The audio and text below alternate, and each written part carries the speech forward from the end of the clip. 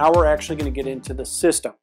So what you're going to do is you're going to click on that estimate icon right there, and it's going to load the FCS Estimate system. From there, you're going to be able to see the schedule, and this is where you schedule all your bids, but you also see the system admin. You'll click on that system admin button, and you'll begin to see some of the terms that you saw on your system worksheet, such as manage settings, such as manage systems. This is where we build our roof systems. Manage types, so that's for material types, and then manage actual materials, and then we get into the templates and field conditions, which we'll get into a little bit later. So if you remember, when we started out with our worksheet, we focused first on managing those settings, and those settings included setting different defaults for your system, and if you remember, one of them was default labor rate. So if you were to click on that, you'd enter the number that you literally entered into your worksheet. The next was labor markup, material markup, and tax rate.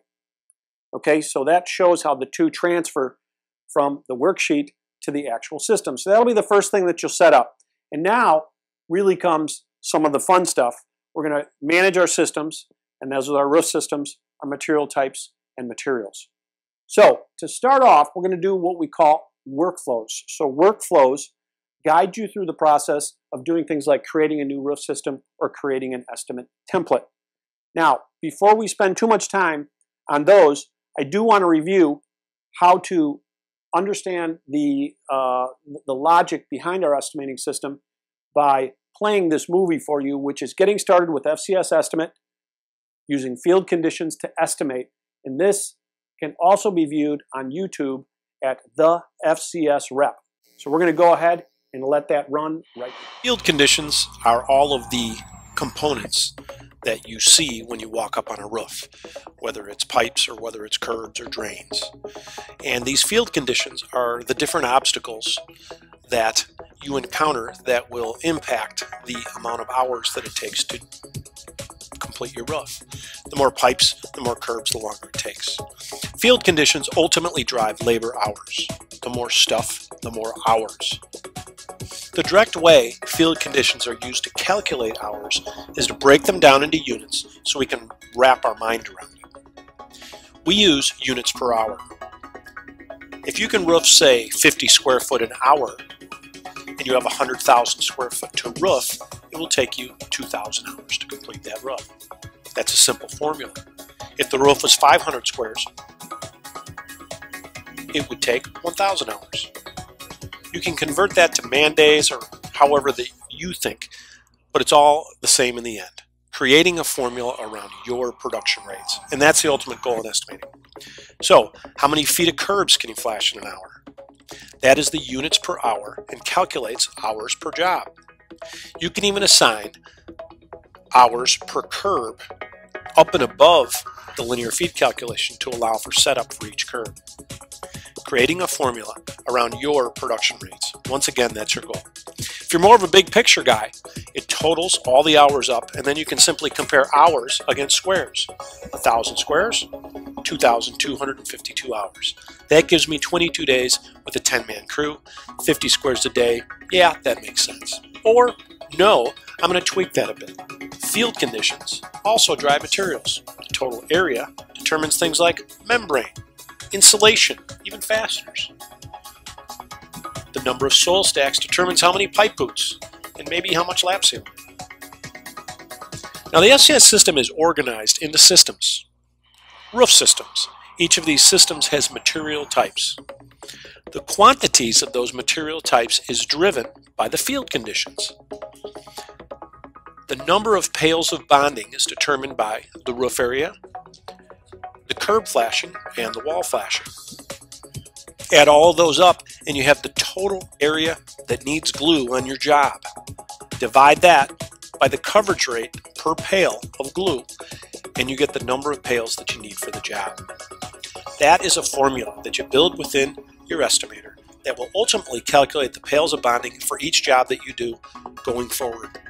So let's try one out in the system. Okay, so as you can see, we've got our field conditions that have filled out here. We've got our total area, we've got our curb flashing, and we have our wall flashing square feet. Now we're going to run through a quick wizard here so we can determine some materials. We're selecting insulation, maybe tweaking out the materials, putting in a little waste factor. We're selecting fasteners, selecting membranes. We're going to put a roll size in to help us determine our seams. We can put a waste factor in there. But ultimately that's going to populate our materials, and now we have to build formulas to determine the quantities. So what is it that drives the insulation? Well, the total area. So all I have to do is to click on it and it automatically fills out. If I get down to membrane, it's the total area plus the curb flashing plus the wall flashing square feet. I just simply click on them and they fill out. Now bonding gets a little bit more complicated because there's a formula involved based upon the coverage rate. So I'm going to go ahead and click on the curb flashing, click it again, and click on use coverage and formula so that it converts it to pails. Once again, wall flashing square feet, use coverage rate formula, and it converts it into pails. All in all, those three items produce a requirement of 345 pails for this 100,000 square foot project.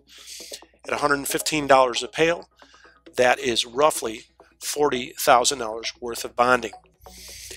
And that is how you create formulas within FCS Estimate. If you need some help, dial 855-NEED-FCS, or feel free to reach out to our product manager, Chris DeBona, at cdebona@FCS-Control. All right, now that we finished up that movie, we can get into the meat of this thing, which is creating a new roofing system. Now, obviously, we're focusing on commercial roofing, so we're going to select commercial roofing as our trade, and we're going to select replace. Now, a lot of people say, but I'm not doing a replacement, I'm doing new construction. Well, there's two choices. There's repair and there's replace. Replace means just basically install a new roof, so it's for new construction too. So we click on replace, and the system's going to ask us to name the roof system. Now, I obviously have a bunch that are already in here, but you wouldn't have any in here, so it would just say name this system. We're in the third step. You obviously would be creating a system such as EPDM or TPO or PVC, as you can see along the bottom, which I've already created. But for purposes of demonstrating this, I'm going to go ahead and put an EPDM, and I'm going to put in test.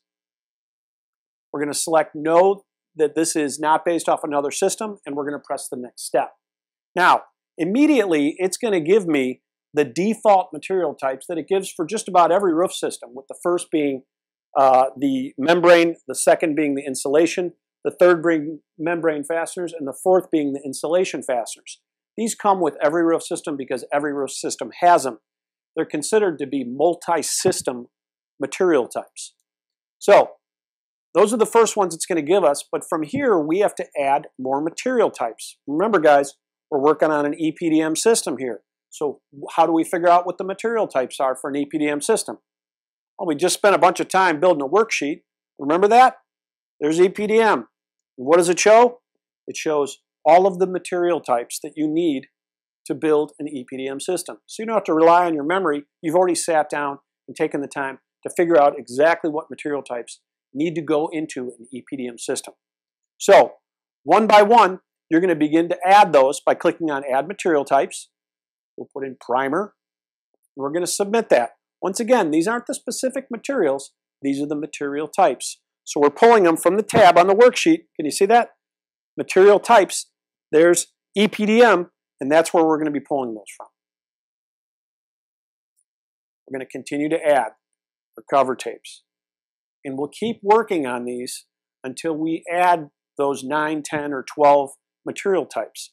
We have the ability to then organize them the way we want to see them in the estimate. And for me personally, I like to see the most expensive items first as they come up in a material list so that I can stay focused on those first. Okay, so I'm rearranging those. And now I'm going to move to my next step. Now, I need to add materials for each type. Now, this was the next step inside of our worksheet, if you remember. So some of them are already going to have materials, but this was where we did that in the worksheet. Remember? These are the actual materials that are associated with the material type for EPDM roof systems. So how do we get these things in there? Well, we're going to go ahead and go back to the system. And you can see that there's no bonding. You see where it says none? We're going to go over it and we're going to click on that add button. And the add button is going to allow us to add that bonding. So we're going to put the actual product name from our spreadsheet. It comes in a pail. There's the cost per pail. Here's the coverage rate. We're going to set that as our default material and we're done. Next, we're going to go to the primer. We're going to enter what the primer is called. We're going to select the quantities that we ordered in. If it's a 3-gallon pail, we should probably call it EPDM primer 3 gallons. We're going to put a unit price in. That's what we pay for it. And then we're going to put a coverage rate in for the coverage of that particular product. How far does it go? And then maybe we're going to do some cover tapes. So these are really just examples, but I think it gives you an idea of exactly how these things piece together. So the coverage rate for a roll is 100. So after we're done with that, you can see that we have added a minimum of 1 material for each material type. We're done, guys. We're done. We have created, and I know I didn't add all of them, but we are done. And we are now to a point where we can actually create an estimating template right from the system. Pretty easy? Yeah, I think it is. So let's have at it and let's build an estimating template. We're going to click on that link up there, and it is going to walk us through that process. All right, so the first thing we're going to do is select the system. We're going to confirm that the system we want to create a template from is this new EPDM system that we just created. If we want to use a different trade or a different type, we can do that by checking that box, but let's worry about that later. We're trying to keep this nice and simple. So we're going to click on the next step. So now it wants you to name the template. So you want to make sure that you include the name of the roof system and then the way that you're going to install it. So this is an EPDM roof, fully adhered, and you might even say that it's a Firestone or it's a tear-off or whatever you want to do. Let's try to keep it simple. We're just going to take this product and we're going to put together a fully adhered template. It's got some questions below. Would you like to base it off an existing template? Not this time. So we're going to say no, this is a new template. We click on our next step. This is where we're going to enter units per hour for each field condition. So everything you do in roofing has a certain amount of time that's associated with it. And what we do for you to help you arrive at those, what we call units per hour, is give the ability to enter sample field condition quantities. So as you enter the units per hour, you can see what impact they actually have on that value. So we're going to go ahead and check that box that says enter the sample field condition quantities. And as you can see, it puts in 100,000 square foot or 1,000 square roof. Now I generally put in 100 square feet per hour, which would give you an hour a square. So for a 1,000 square job, it would give me 1,000 hours. And this is for the total area. So this would be just the general layup of the roof. Okay. Then you can put some time in for the perimeter. If there's more perimeter, generally takes more time. Curb flashing, the linear feet of curb flashing. How many feet can you flash in an hour? You can additionally put curb flashing count. Curb flashing count indicates how much time it takes to set up or how many curbs you could set up for in a particular hour. So if you put a 4 in there, it's going to add 15 minutes for each curb to set up and move your insulation and do all that stuff. And we'll go ahead and we'll just plug through the rest of these. And some of them are going to take some trial and error for you to understand how they fit and how they work for your company, because every company is different. But focus on things like how many drains can I do an hour? How many linear feet of coping can you do an hour? Always remember that if you're dealing with coping, you're dealing with any two-part components, that you have to first install the clip and then you have to install the coping. So even if you think you can put out 10 pieces of coping in an hour, which would be 100 feet an hour, you got to remember that you also have to put a clip on both sides of it. So it's probably going to be closer to 20 or 30 feet per hour for the entire assembly. You've got your gravel stop. Now again, this is all focused on install, guys. It seams, fasteners, tear-off labor. And when you're done with that, we're going to focus on your labor rate. So as you can see, there's $35 that already appeared in there. Well, that was because if you remember in the beginning, we set up a default labor rate for the system. Now this is where you can just key it into that box right there, and it will literally change the labor rate for everything in the line. Now, if on this template you want to change the labor rate for everything, or just change the labor rate for maybe the sheet metal guys, you can do that too. Next, you're going to select the material types you want to appear in this template. Now, we only added 3. Now, it's automatically going to add those first 4, which were the system defaults of membrane, insulation, membrane fasteners, and insulation fasteners. But additionally, it's going to list all of the material types that you have set up for the EPDM system. I only put 3 in. Remember, there's like 12 of them that we had in the spreadsheet. We just didn't do it for time's sake. So we're going to include these 3. Okay, so these are the material types I want to appear in the estimate. So next, we're going to deal with the other types. Remember, this was this other component. So these are the components that aren't necessarily something you'd buy from Firestone, but all critical items that you need to be able to install a roof. And these are not necessarily system specific. You need dumpsters on TPO roofs, you need them on PVC roofs, you need them on everything. Same with coping, same with gravel stack. So these become kind of your generic warehouse of different materials. So you're going to check the boxes of the other materials that you want to appear in this particular estimating template. I'm only going to check a couple just so that we can keep this simple so that you can see how all of this stuff pulls together. We're going to put some dumpsters, some coping, and some other things inside there. So next, a pretty important piece is we're going to need to set up material formulas for each of those material types to be able to calculate. And in order to do that, you need to understand a little bit behind the mechanics of creating those material formulas. So what we're going to do is we're going to run this movie, again, available on YouTube at thefcsrep.com. And it's a 2-minute movie that's going to walk you through understanding the basics of how to create a material formula with FCS Estimate. We've got our curb flashing, and we have our wall flashing square feet.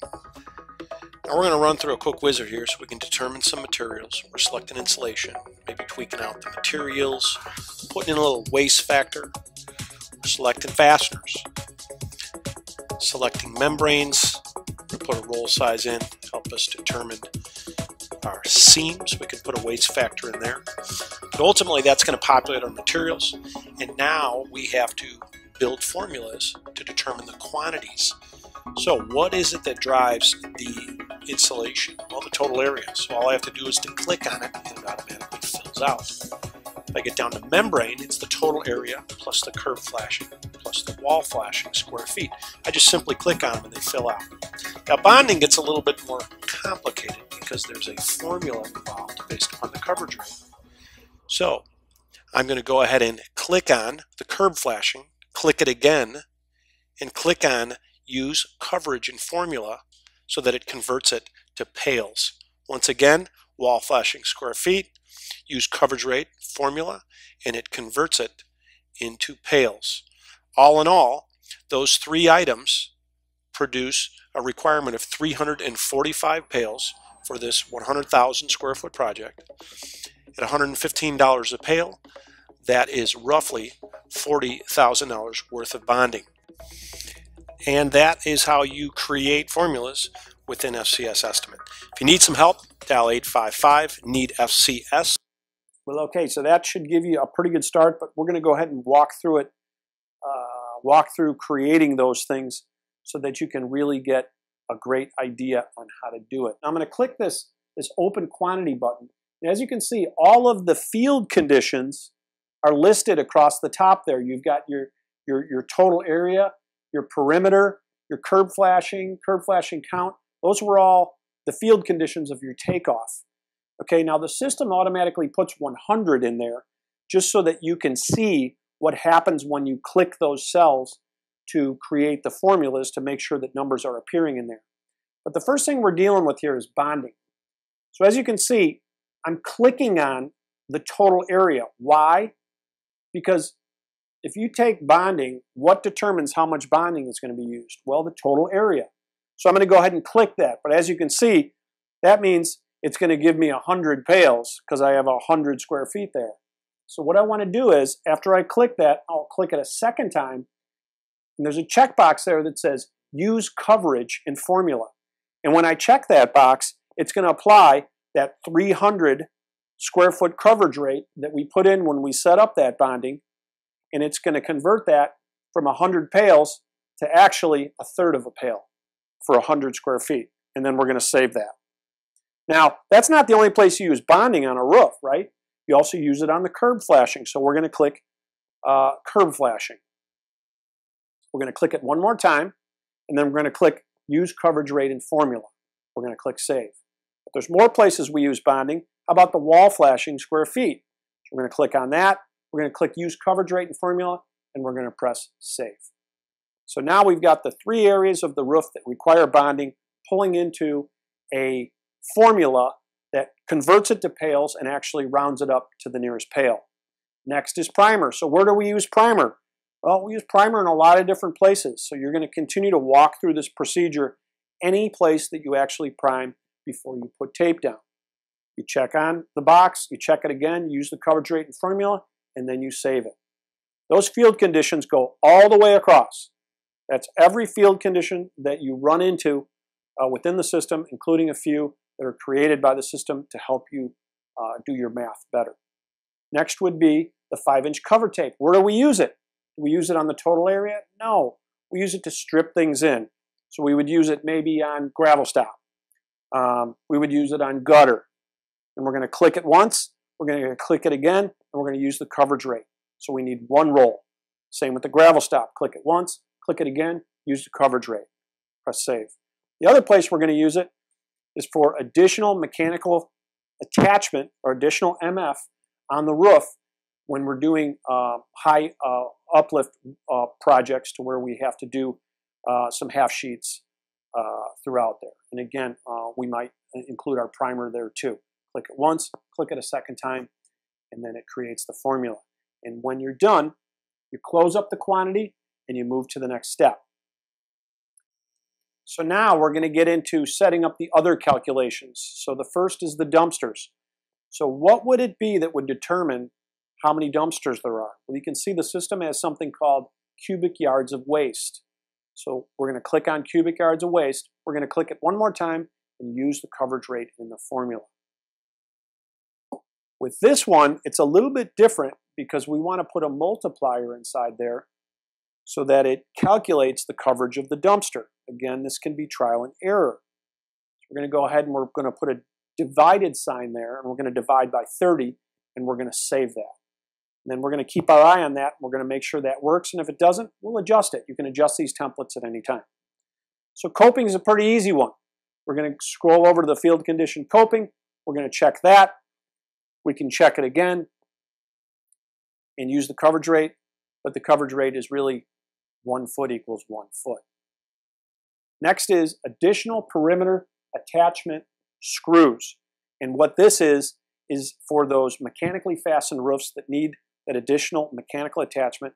So we're going to go to the additional MF, and we are going to use the coverage rate in the formula, and we are going to press save. We're going to close that quantity, and then from there we're going to hit our next step, and guess what, guys? We are done. We're ready to estimate the job with this template. So we're going to go ahead and knock a quick estimate out.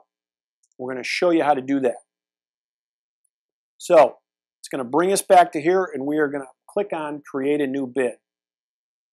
Now there's a couple different ways to create a new bid. We can create one from a property, but we're going to make this one go real fast so we can just test our template. So I'm going to type in there test for training, and I am going to make sure that I've got roofing, commercial, and replace. I'm going to select myself as the bid master, and then I'm going to put a due date in. That's the minimum stuff that it needs to do on. I'm going to submit that project, and then from there it's going to take me to the bid schedule, and the one that we put test for training turns yellow and arrives at the top of the page. We're going to click on that, which is bid 000, and we're going to estimate job. Now this is where we would do a complete takeoff utilizing Google Maps, but we're going to jump into that later. We're going to skip that process, and we are going to go ahead and manually key in our takeoff quantities. We're going to say it's a 100,000 square foot roof, 1,000 squares. We'll say it's got some perimeter. We'll put some curb flashing in. We'll put a few units in there so that we can make sure that we have enough inside of it to be able to test some of those quick formulas that we made and some of the different components and prices and things that we put into that bid. Then you press the next step button, the next step. It's going to allow us to select a template. And look, there is our template right there, the one we just made, EPDM3, fully adhered. We'll click next step again. There, it's going to load. And we are going to take a quick look at the labor. If we want to, we could change all the labor for all the different fields. But then it's going to jump right into a wizard that's going to walk us through selecting the variables for this particular job. So we've got the estimating template, which gives us the standard and the benchmark for all of the components. But then we have a wizard that we're going to walk through. So it's a tear off. We're going to do 2-inch thickness. That calculates dumpters. We are going to select insulation. We can change the price. If we've got better quotes, we can add layers. Next, we're going to select the fasteners for the insulation. I'm going to put 3 1/4, and I'm going to put, say, 16 fasteners per board. Next, we're going to select the membrane. So I'm going to select a 45 mil low slope fire retardant. I'm going to select the sheet sizes. I'm also going to put a waste factor in because obviously we have seams. So on a 20-foot project, I'm probably going to put 5 or 6%. It says select fasteners for membrane. I'm going to skip that only because this is a fully adhered roof that we did. All right, so it just gave us our estimate. So straight out of the gate, we've got a 1,000 square roof. It's got walls all the way around it, and it gave us 2,300 hours. Now you could say, I think it's more hours than that. Well, then you would put different factors and different estimating variables in yours. Okay, we can drill into the details and see exactly which of the components that we believe need to be adjusted. If we adjust them here, we're adjusting them inside of this estimate. We're not necessarily adjusting them for the templates. If you want to adjust them in the templates, you have to edit the templates. So it allows you to estimate and change anything that's in the blue columns to be able to adjust it for that specific job. Now, some people say, I think I'm pretty close on the hours, but I'd prefer not having to ticky-tack that stuff. Can I just add a certain percentage of additional hours because this job's a little harder than most that I do with that template? And I say, absolutely. You can make your adjustments right at the bottom in the adjustment box with a negative or positive number. If you want to add 10%, you just put 10% in the box. It also has the ability to put terms into crew days or to man days by clicking on the labor days box. And you can put the size of your crew, the number of hours that you work each day, and it will convert it into the number of days that it will take to complete the project. You have the opportunity to mark up the labor individually on a percentage basis, but let's dive into these materials that calculated. And remember, we had the rubber in there. It looks like it gave us rubber with enough rubber for not only the flat, but the waste factor and the walls that we put in. It's got 2-inch ISO for the entire area. It doesn't have membrane fasteners because it's a fully adhered roof. It gave us our screws and plates for the entire square footage. You can see there's 1 fastener for every 2 square feet, which would be 16 fasteners per board. It's got our bonding, 348 pails. So you would need approximately 300 pails for the 1,000 squares. So the rest of it is for the walls. And for the curbs, we've got primer, 24 pails based upon the areas, the items that we attach that to, and the 5-inch cover tape, I believe, was mostly for the additional perimeter attachment that we keyed in there. If we were to open up the quantities, we can actually see the formulas and where our numbers are coming from. So that if we find that something doesn't seem right, we can take a look and see exactly what formulas calculated the quantities of materials. And then if there is something that needs to be adjusted, we don't just adjust it in this bid, but we're going to go into the system and adjust it into the template. And again, you can edit templates at any time to be able to correct them and keep them up to date. And we recommend that you do that. So these are the materials, the primary materials. We didn't put them all in, of course. But then we also have the secondary materials, or the other materials, which is the stuff that, once again, you might not get from Firestone, but you still need to get the roof done. So some of these other materials, we only had a couple in there that we indicated, and we're going to go ahead and put a check mark by each of those. We've got our 20-yard dumpsters. We've got our medium coping, and I think we had our additional perimeter screws and plates in there. I can click that arrow and I can collapse it so it just shows those materials.